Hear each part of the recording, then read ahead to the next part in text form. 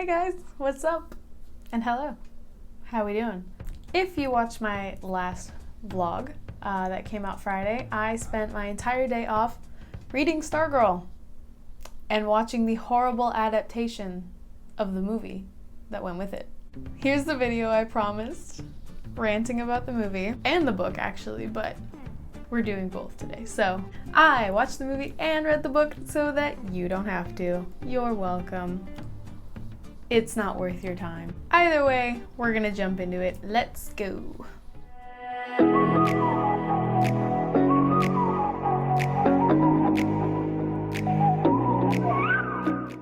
Do I start with the book or do I start with the movie? We're gonna discuss the book first because there's no way for you to get the movie without having read the book first and at least understand my point of view as to why I'm mad about it. Let's jump into it. Stargirl is this great book. Obviously, I was doing some notes, but it is a great book. I'm just gonna give it a flat out rating. I think it's like a 3.5 stars. I don't know why I determined that as great, but it is. I think I gave it a lower rating because I read it before, but now it's in a different tone to when I read it in middle school compared to now when I'm 21 years old, for Christ's sake. Stargirl is a young adult novel that is based on this boy, Leo, and this girl, Stargirl, who comes into school and pretty much shakes his whole world upside down.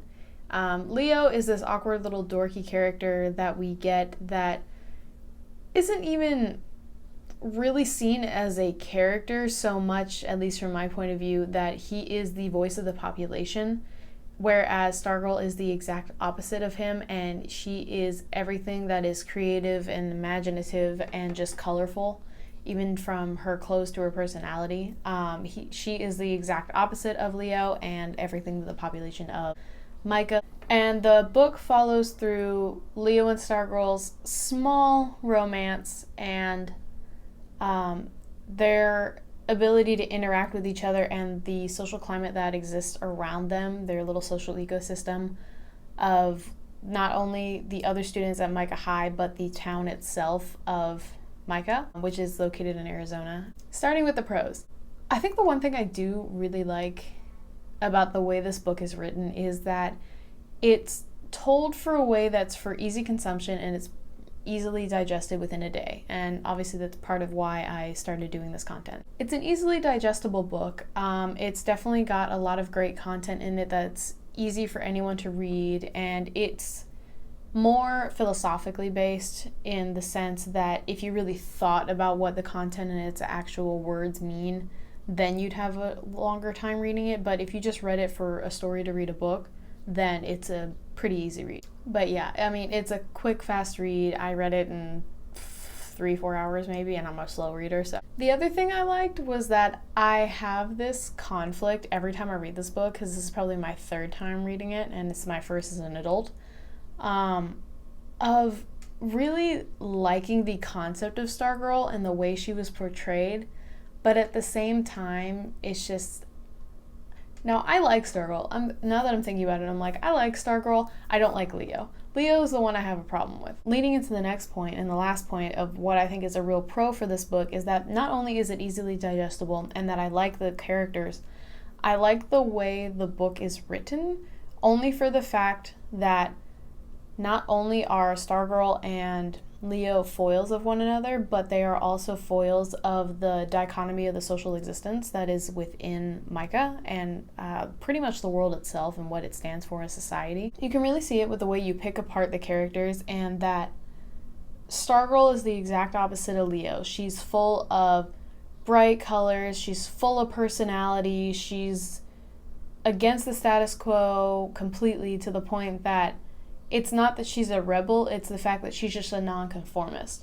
And even though she tries to be involved with other people, she still tries to seek out a sense of individuality in everything she does.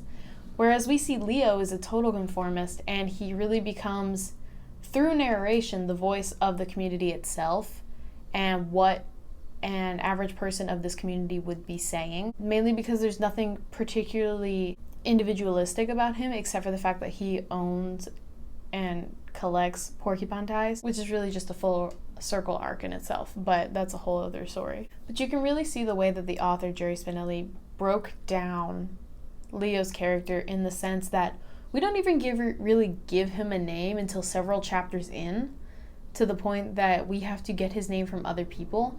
And what that really shows is that he is not only a normal, very mundane, boring person, but he's also a voice for every other person and how the social climate is around Micah. And that's definitely a part of what I like about the novel, is that the longer you're in the book, the more information we get around the setting and how much the individuality of each person and the social climate itself sparks with the longer that Stargirl's there interacting with the populace.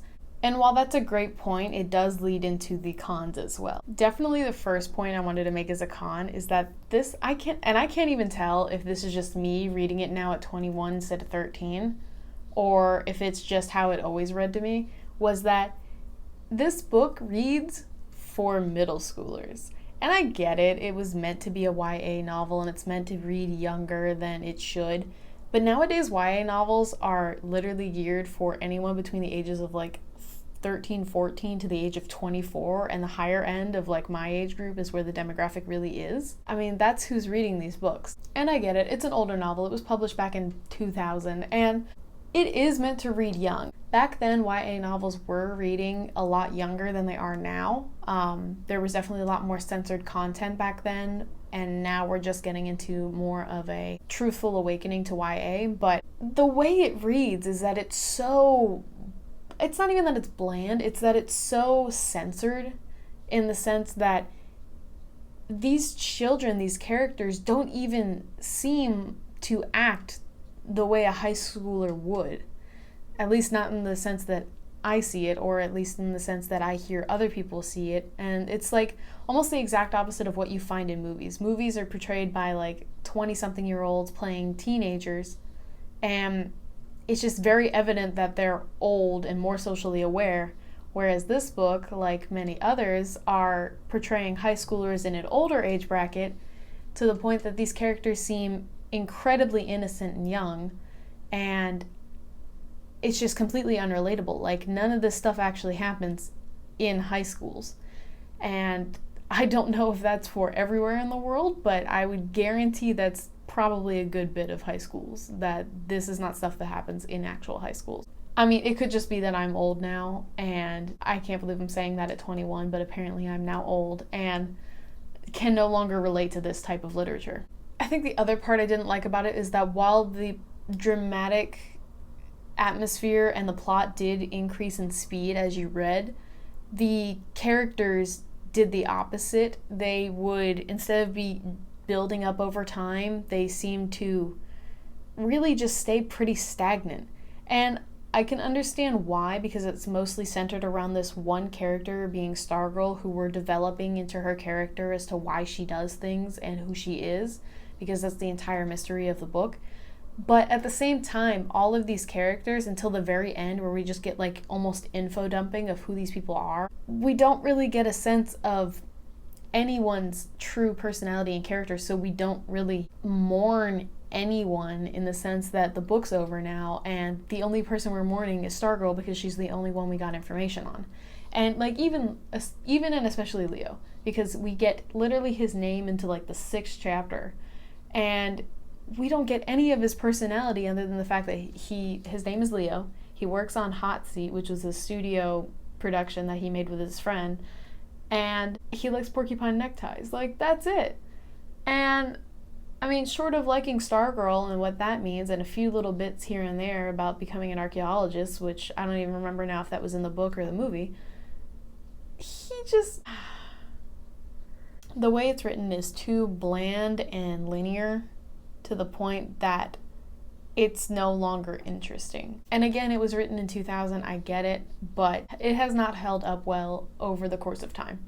That's my point. I definitely wish, going back to the point that the children do seem younger than they are, I wish the verbiage was changed a bit, because especially with people like Leo, who is meant to be a character foil for not only society and what Stargirl stands for, but Stargirl herself, No one as an 11th grader speaks with such philosophical meaning and metaphors constantly, let alone thinks that way, in the sense that they're just going through day thinking about the metaphors of a woman. And I mean, it makes no sense, let alone for an 11th grader. So it's just, these characters don't seem real. They seem like a re-storytelling from the author's point of view as a narrator. And I can see that with Jerry Spinelli being a male, why we could somewhat relate to him as a character, but I think this is a true testament of adults writing from the point of view of children and just getting it all wrong. And it has not held well across time. And the last point I wanted to make was that the way this book was written is that it was mostly telling instead of showing all of the information that we could have seen without really getting into character development at the same time. And what I mean by that is that the only time we really get more show than tell, and even still getting a little bit of tell, is when we do the mall scene. And it's Stargirl and Leo running around the mall doing anything she would do on a normal Saturday or a weekend in the mall. And I mean, this is probably one of the first times we really get a show versus tell bit instead of inner monologuing from Leo. And honestly, I think this scene deserved more. I think it deserved a lot more time in the book, to where we spent almost an entire several chapters or so, or a very lengthy chapter just in the mall, or stuff she would do on an entire weekend, or more of these smaller moments where we really would have seen Leo and Stargirl and how they differ as people and what their characters really symbolize for the rest of society. And just really seeing the foils come together and then unfold as they change throughout the novel as people. That's what I felt were pros and cons of Stargirl the book. The movie, on the other hand, is an entirely different story and an entirely different beast. And in this regard, I am starting with the con. Absolutely, and I mean absolutely nothing was the same. And I can understand when you want to take an adaptation and you sit there and going through the screenwriting process as producers and wanting to take it from a new directional perspective and just completely take the book and make it a pure adaptation rather than making it a word for word, turning the book into a script. I can understand that, for wanting to make it your own and making yourself known within the community of making a new film. However, when it's a book like this, at least from my perspective, and we've grown up on this, it's been put into schools and it's made as a production by Disney, no less, you want to make it a bit more special and magical. Disney for sure dropped the ball on this one. I think this is an absolute failure on Disney's part. They could have done so much more with this in the directional aspect, in the sense that the entire purpose of the book from beginning to end is to show from Leo's perspective as a child, not only a child, but a 11th grader who's like 17, to really bring out his innocence and show, in comparison to his adolescent stages, that Stargirl is meant to be this magical, fictionalized being almost that is super romanticized from his point of view, in the sense that it's not sexual, but it's magical. And the whole point of Disney is to like show the magical moments within small moments of time in real situations. And they dropped the ball on this one. Like, the way the movie played out, especially in like these smaller scenes, were so mundane and boring, it was agonizing to watch. It was just like watching any other sitcom, or honestly just another adaptation of High School Musical. Like, it was just teen drama, musical number, teen drama, musical number, teen drama, all is resolved by the non-resolution act. Like, oh god. Or the whole end of the movie really lost its lackluster, in the sense that it could have been so much more magical. And dropping the fact that like literally none of it is the same, other than a few small details were rewritten into a new light for adaptation purposes, and the characters were literally named the same. That was it. It was overly dramatic for no reason, and literally none of this stuff happens in high school. No one cares. Like, the football scene. The football scene's a great example for this. If you are a cheerleader on the one team and you run out into the field and go help out another person, you were damn sure getting bitched at by the coaches, telling you to get the hell off the field and why are you interrupting? And even if you were somehow allowed to go and help the other person, people would praise you for that. Like, that's a great thing. No one's gonna care that you're helping another person on the opposite team. Absolutely no one. So it's completely unrealistic in itself. And to create that sense of drama is just so stupid. And it, again, did not match the book at all. And to match the book itself, I can understand why they cast people so young, because of the way their acting portrayed similar to the book.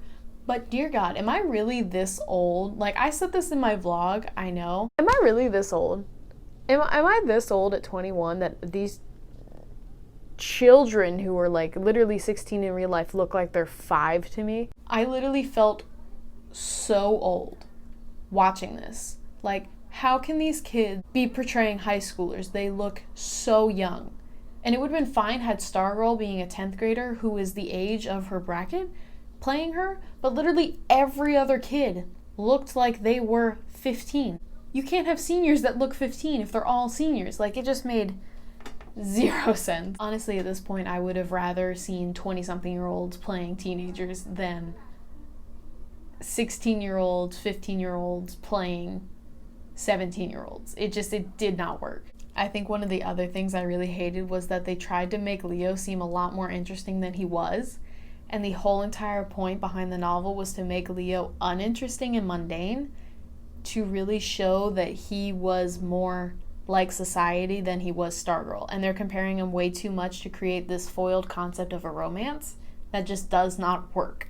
They made this movie so romance heavy that you lost the entire purpose of what the novel and the book itself was supposed to stand for, let alone the adaptation for the movie. And even going into Stargirl, they made her into this very boring character, and the entire purpose, which they kept the same, was that she was supposed to be this crazy girl that went in and shook up the entire community just to get them to be more individualistic and to really show that you can be more than just a conformist. And to make her so blech, for a better lack of words, is the entire point of her existence was that when she leaves in the end, she's supposed to just disappear and make her seem like she was magical and never truly there, and that she was just like this angel sent from somewhere else to help guide this community to be better and to do better, and to really show Leo in his life that he can have more and want for more, and to not just be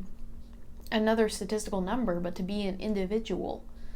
And that was just lost. And I think it was the problem was that they focused so heavily on the romance between these, again, 2 children that was not even the main point. It was a subplot, and they dredged it back up to make it a main plot, and it did not work. It didn't work at all. This lack of magical element was just droning out and pointing out to be evident that all of these characters, in which sense the characters did make the movie boring. It was just a failure on Disney's part in itself. It was so boring to the point that you had a sense of predictability in every shot because of the cinematic choices that were done. Like it was agony to sit here and watch this because it was just awful, and it was not the adaptation we should have seen or needed. And with it being such a new one, it was literally put out the March 13th of 2020. We're not going to get another one for a while. But I really would hope that if someone does consider to make another adaptation, that they would at least consider to make it resemble more like the book, if not, make it more dramatic. If I wanted to go for a next level drama, I would use the CW. Like, to have this be no longer just for children, but to make it more like a YA adaptation as it should be, have the CW do it. Like, have the CW make a raunchy adaptation of Stargirl. It would be great. You could have musical numbers all you wanted. It wouldn't matter, but it would be more edgy, and it would be a little more realistic to high school at least, and to the age bracket that it should be. But I don't know. I think Disney failed on this one. It was just not a great adaptation from book to movie or book to screen. I will say, however, that as a few pros, I can understand why Disney took it on, because there's very few outside sourced materials that can be used for adaptations for Disney. And while this one had a lot of potential for it to be ran well, it just didn't hit the mark. And it did have a lot of potential, however, for Disney to make a lot more magical elements and to really take the adaptation to a next level. And they don't do a whole lot of realism in the sense that like they used to. And so going back to it, I think it's a great start for them to go back into their Disney originals, like how we used to have all the Disney Channel movies when we were growing up. But even those movies had much more magical elements. And at this point, it was too realistic. It was just, with High School Musical, the musical series just coming out, I think it was just another carbon copy of that. And I can't. And that was still a basic carbon copy of Glee. So it was a mess.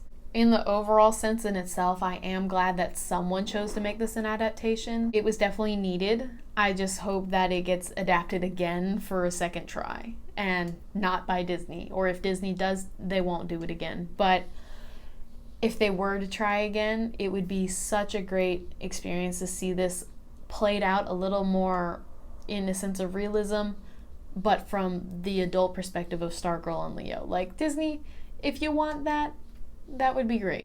Don't touch it again. I would really like for another company to try this adaptation and to give it a shot, maybe in a few years, because they won't do it now that Disney did it fairly recently. For the overall sense of the way the movie played out, it was semi-watchable. For someone who hadn't read the book, I could see why it would be a watchable movie. But for someone who had just read it and then watched it directly afterwards, it's the same way I felt about Fault in Our Stars, going from book to movie, or Divergent going from book to movie. You could just tell all of the little tiny details were gone. And not only for the fact that were they gone, but this entire plot really just was not the same. It basically created a whole new story all in itself for Disney to make the adaptation. And honestly, I hated it. If I were to rate it, it would be like 1.5 being generous stars. Or if I hadn't read the book and then watched it for the first time, I probably would have gave it like 2 to 3 stars, maybe borderline of 4 if I really had no clue what the story was about beforehand. I can't. I will say that the costume designs were good choices. I think it captured a bit of a modern, more 2020-esque feel of what a Stargirl would look like. It missed the ball. You had so many other choices, Disney. I wish you had done things differently. That's it for my rant, I guess. 100% I would say that the book is much better than the movie. If you would like to go watch or read either, the book is on Amazon. I will link it below. And if you want to watch the movie, it is on Disney+. You can watch some scenes on YouTube. I would just say that I watched and read it for you guys so that you don't have to. I would highly suggest you don't watch the movie, but if you are curious, go ahead and watch it. I would suggest reading the book afterwards so that you can really feel the difference. If you watch it first, I think you're just going to be irritated, but that's just my personal take on it. I hope you guys enjoyed this. This is definitely new content comparing book to movie. I would love to do more of these. If you have any recommendations, please leave them down below. I would love to do more in the future. I am debating on comparing Hunger Games or Divergent. There is also the possibility of trying to stomach one of the Disney books of the evil adaptations by Valentino and compare it to like Maleficent. As it is told from the villain's perspective, and compare the two different stories. I don't know, we will see. If you guys like this content, please feel free to give it a thumbs up, and don't forget to hit subscribe if you want to see more content like this, and hit the bell icon so you don't miss a notification when a new video comes up. I am super excited for the new content for the next month, and as of today, I've hit my goal for the month of hitting 80 subscribers. Thank you all so much for subscribing, those of you who have. I cannot wait to make the next video where we celebrate my subscriber count for 100 subscribers. I have a great video planned for you guys. Nothing too big, but I am excited. So if you are lurking, please consider subscribing. If you made it this far and all the way through the end of the video, why don't you give me the following line from the book, she was elusive, she was today, she was tomorrow. And I will see you guys in the next video. Bye!